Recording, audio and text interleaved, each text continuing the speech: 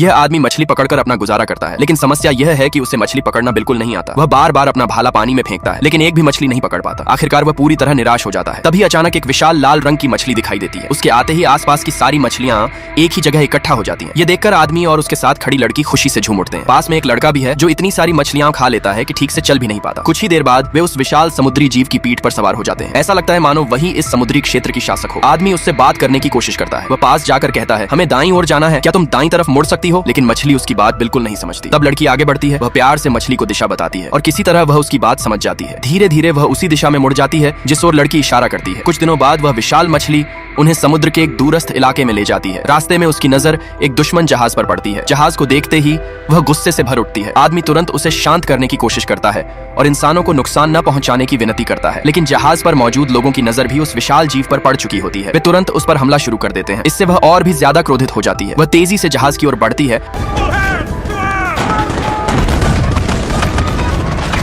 और कुछ ही पलों में जहाज टूटकर बिखर जाता है।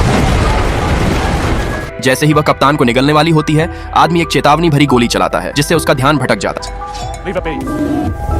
है। तभी समुद्र के ऊपर आकाश में एक चमकदार संकेत दिखाई देता है। कप्तान अपने साथ एक विशेष हथियार लाया था जिसे विशाल समुद्री जीवों को पकड़ने के लिए बनाया गया था। गुस्से से दहाड़ते हुए वह विशाल मछली फिर से आगे बढ़ती है। तभी वह हथियार सक्रिय हो जाता है। जैसे जैसे वह जहाज के करीब पहुंचती है,